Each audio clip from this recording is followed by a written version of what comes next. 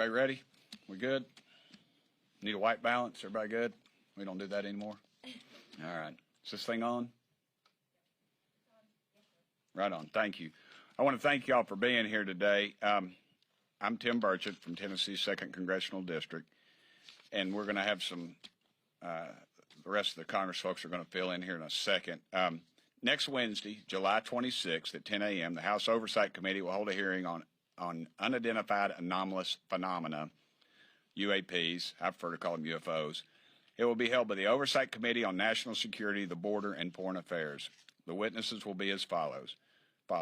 David Grush, he's a decorated former combat officer who served in Afghanistan, and he recently told the world news about his experiences serving on a UAP task force led by the U.S. Navy from 2019 to 2022. Commander David Fravor, he's a former Navy commander who shot the famous Tic Tac video that you've seen. It's on YouTube. It's 60 Minutes did a special on it. He did that in 2004 during a routine training flight over the Pacific Ocean. Ryan Graves, he's a former Navy pilot. He reported multiple UAP encounters during training flights. And the interesting thing about Ryan was that he warned the Pentagon that these encounters are putting our pilots at risk. He attended the hearing held by the House Intelligence Committee last year, but was not allowed to speak. If you all remember, he wasn't even allowed admittance. He had to have someone gave him press credentials to get in, which I thought really stunk. Last year, the House Intelligence Committee held a hearing on UAPs. They brought in some Pentagon bureaucrats who only had 2 answers to the questions they were asked. I don't know, or that's classified.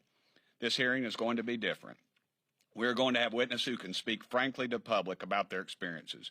We've had a heck of a lot of pushback about this hearing. We've had members of Congress who fought us. We've had members of the intelligence community and also the Pentagon. Even NASA backed out on us.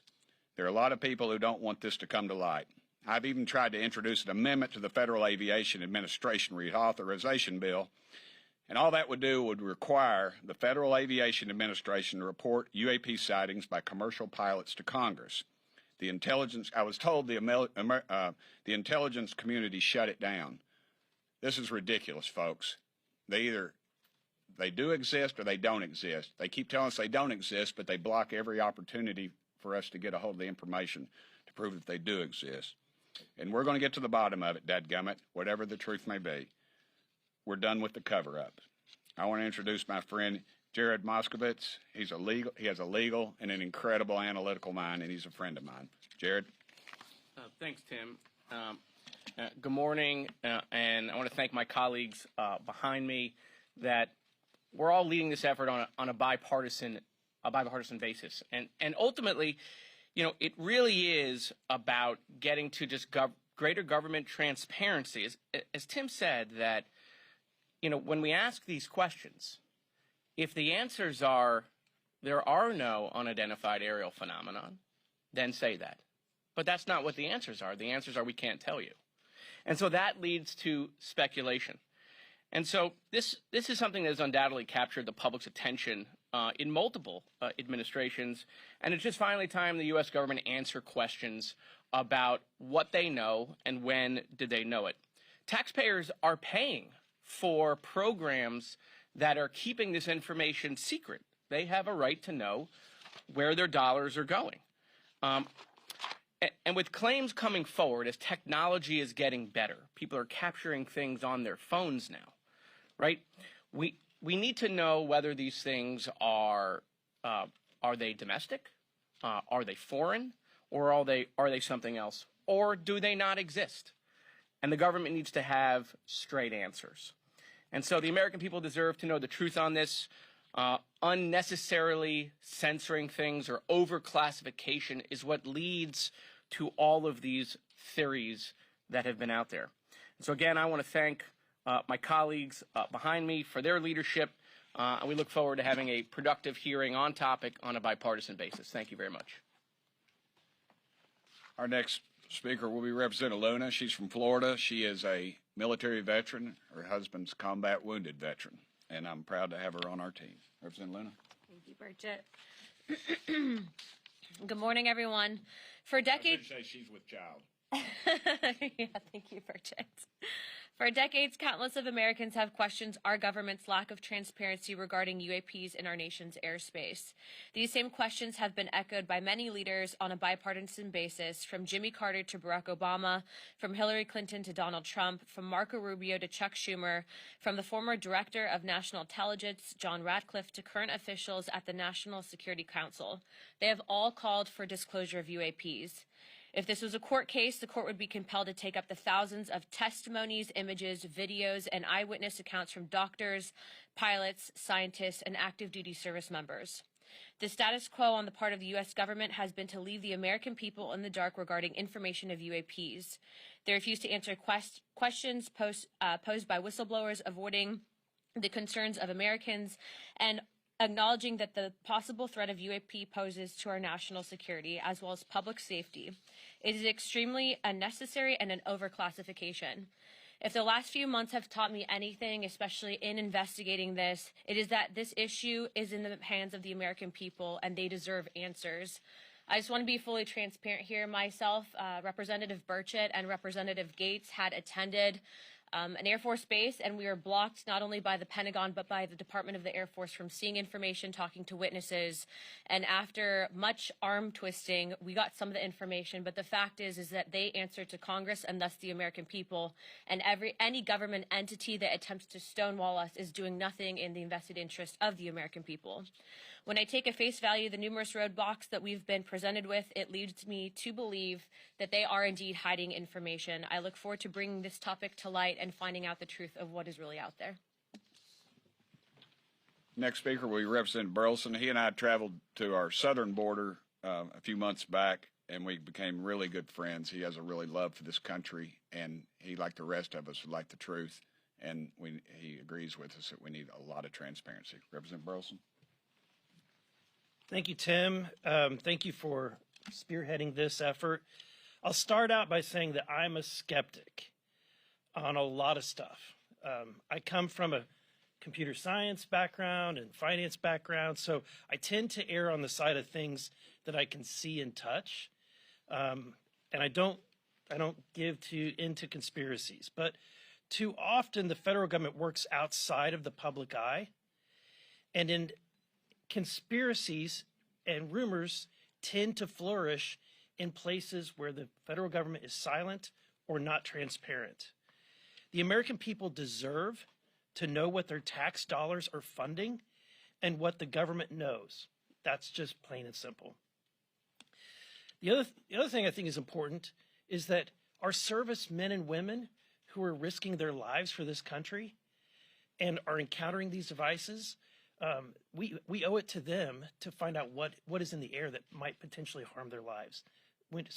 What's disturbing is when you hear about the accounts of 14 near misses in air. Next week's hearing is about transparency. Like many Americans, I read David Grush's story when it first came out and watched the TV interviews. I was struck by the sheer amount of detail. So I was able to contact him and hear directly from him in a lengthy phone call interview. And after speaking with him, I was convinced that the American people deserve to hear from him directly. That's why I asked Chairman Comer to hold this hearing. And I'm grateful that the chairman has decided to hold a hearing so that we can ask questions and get the answers that the American people deserve. It is time for transparency. And I'll say one more thing. It's the responsibility of members on oversight to do. This is our job. This is exactly what our responsibility is. So I'd like to again thank Tim and my other colleagues for their leadership in putting this together. And I want to thank the chairman for his support. We'll answer your question. I, too, would like to thank Chairman Comer and Speaker McCarthy, who have allowed us to do this. Yes, sir. Good morning. Just anybody. My question starts with you here, but walk us through what has happened. You say you tried to get information from the military. Yeah, we were. And if others have other, give us very specific things, what the inquiry was, what they responded, how you went back, and therefore what your thesis is and what they're trying to cover up. Okay, well, and what Representative Luna and I experienced was our colleague Matt Gates was contacted by some folks that said that some people would like to talk about some information, some things they'd seen, and we contacted the Air Force, and we flew. We were told we were going to be briefed on this issue, the UFO, UAP. I like UFO, and we got down there, and it was the traditional skiff, James Bond stuff. You leave your phone, your Fitbit. We go in, and the synopsis had nothing to do. It was some pretty big, important stuff, but it was not anything to do with the UFO. And we stopped the thing rightfully right in the middle of it and said, "Hey, this is not what you all told us we were coming down here for." And they basically told us, "We're not going to give it to you." The arrogance of this general was beyond belief. The Pentagon. This is Department of the Air Force. It was the commanding. Microphone, please. Oh, yeah, of course. It was the commanding general of Eglin Air Force Base. And ultimately, even before we got down there, the Pentagon actually tried to cancel the field hearing. And also, it's important to note that these were whistleblowers. These were pilots that had come forward to Representative Gates' office with information saying this needs to be investigated. We have an increase in sightings in this region. And it's a cause for concern for national security reasons. We don't know what it is. So we went down there. We were stonewalled. They would not give us access to testimony from some of the pilots. They were hiding images and information. We were told there was pictures available, which we still haven't seen. And ultimately what ended up happening is we had to actually call House Armed Services. Chairman Rogers got involved. The Pentagon got involved. The Department of the Air Force got involved. We actually got into an argument with the general of that base. And it's important to note that we were there simply to follow up on the whistleblowers that came forward with information. And so if the Department of the Air Force, if the Pentagon thinks that they're above Congress, they have something else coming to them. We told them we were going to do this if they continued to hide information. And ultimately, the American people deserve the facts. And also, I'd like to make, for the record, numerous pilots have told us, and I'm sure they've told Representative Luna, that the when they come forward with this, they're supposed to be provided some sort of whistleblower protection, but they're not. The brass will tell you they're debriefed. Well, they're interrogated for 8 hours, I believe, at some point. Then they have a blemish on their record, and then they carry this stigma. And we've been actually told that they will destroy video evidence because they don't want to have to go back in and have to be pulled off the flight line and be interrogated for 8 hours. One follow-up. Go ahead. You can indulge me for a minute. You pay our salary. You go ahead. If something like that out there exists, and there's something from another planet or another universe or whatever, and if they were to say, "Oh yes, this is what we think it is," would we have riots in the streets? Absolutely not. And that's what do you think would happen? I think it's the arrogance of the arrogance of our government. Why don't you think that would happen? That people would literally. Why would it? Why would it? Over 55, more people believe in UFOs than believe in Congress. I mean, look at the polling that's out now. 55, 58, depends on who you talk to. They believe there's something else out there, and these are legitimate polls. I'm stopped every weekend. I'm back in Knoxville. Man, I'm talking about educated people, professional people. I'm on airplanes. I'm traveling all over the country. People will stop me and tell me about an experience. Decorated veterans. These people, why would they risk their reputations and careers over something that they're lying about? It's too big right now, and I don't believe they can keep their thumb in the dam too much longer because people are coming forward at too rapid of a rate. Yes, sir. Thanks, Tim. Is this issue important because, I mean, Congresswoman Lewis said national security, is this because, like, these UFOs or UAPs could be coming from China or another adversary? And second, you mentioned an amendment that didn't make it into the FAA reauthorization. So you said the Intel community blocked it. Did they go to, like, what was behind that? Did they go to the Rules Committee and say, no, do not put this amendment in the FAA reauthorization? Right. I'll answer the last one first. It's a good question. We're not really sure. I was told the intelligence community blocked it, and then I was told that the intelligence committee blocked it. And it depends on who you talk to. I think that's your all's jobs as reporters to find out what the hell's going on with this stuff, because y'all need to start asking tough questions, and you need to start looking at people's financial disclosures as well, because the groups that probably have control of this obviously are well heeled in this. And your first question was if China or Russia. If Russia owned it, they wouldn't be battling in Ukraine. It'd be over. Putin's ego, it wouldn't have happened. China, they would control us. Even they pretty much do now, but even more so. So that goes back to my original premise. It's either something that's extraterrestrial or something that we have in our skunk works that we are reverse engineering. Because with this technology, when you see the Tic Tac videos and listen to the pilots, it defies all of our laws of physics.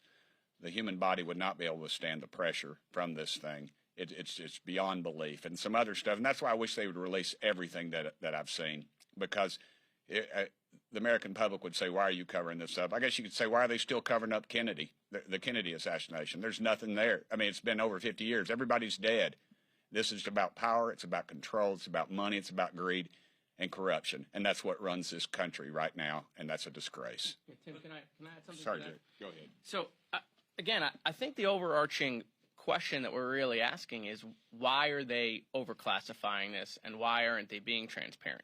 You know, and it's about reasserting, I should say, Congress's role in all of this. I mean, to Tim's point, I mean, the United States Congress passed a law on the JFK assassination.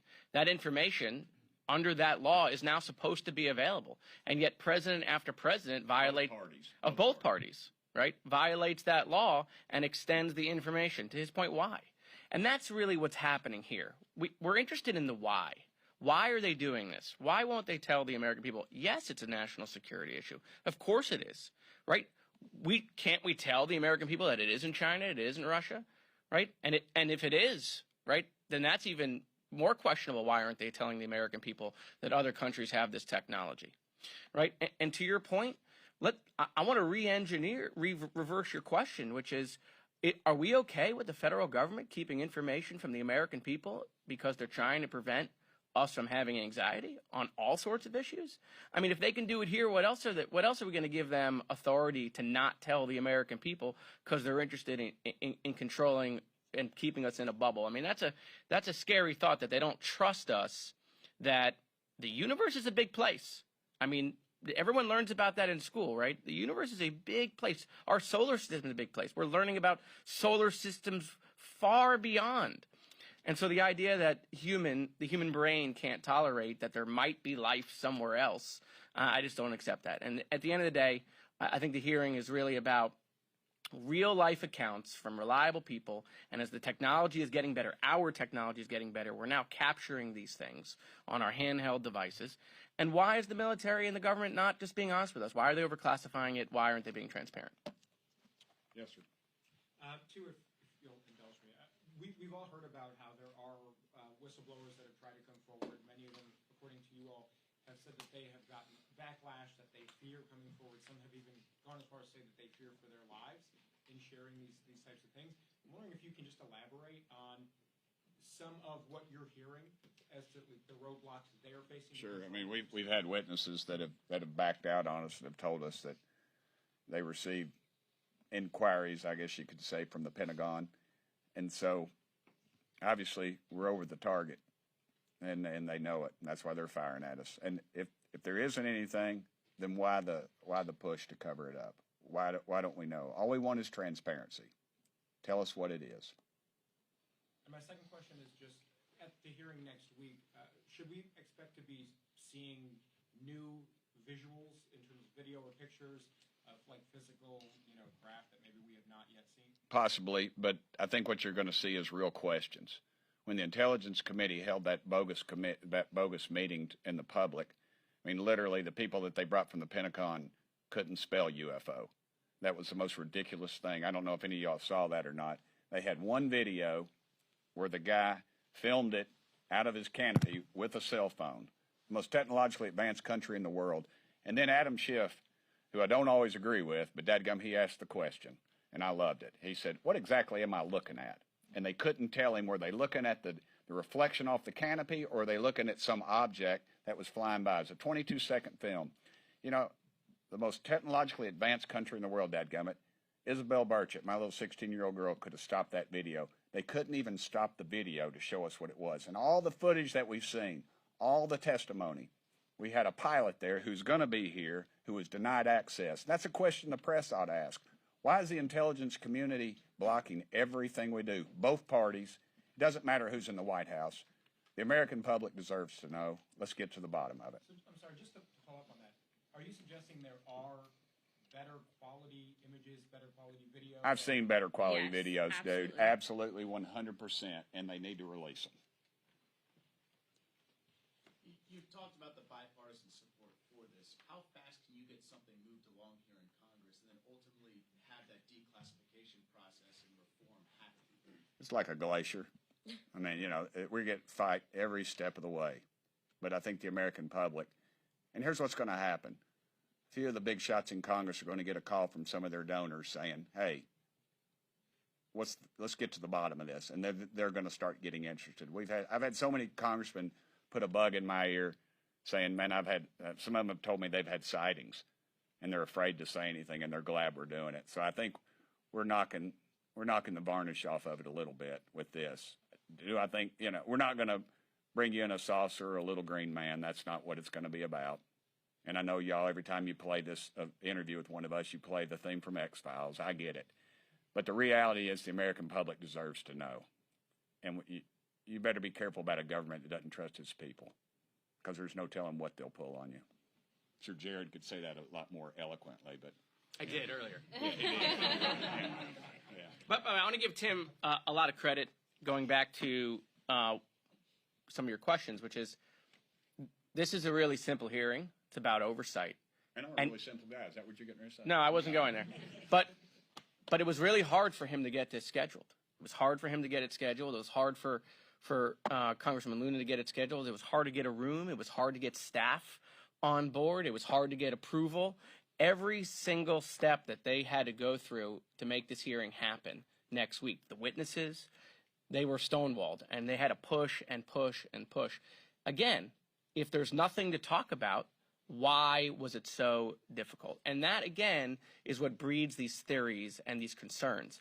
And so I think the best thing that can happen, quite frankly, just to end this whole debate is just like, let's hear the testimony and let the government come forward and figure out what they have and share it with the American people. Anybody else? Yes, ma'am. Can I just clarify, do you expect next week's hearing is the start of a series of hearings you guys are going to be allowed to have, or do you think this is like your one shot?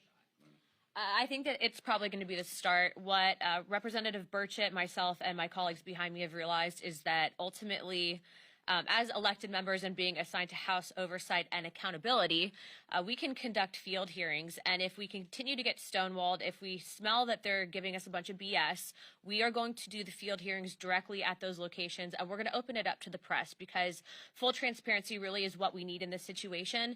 And ultimately, to piggyback off of what all my colleagues have said, the military, the Pentagon, the intelligence agency, they answer to the people and thus Congress. And so we are going to hold them accountable. Everybody good? Thank y'all so much. Thank Look you, forward guys. to seeing y'all next week.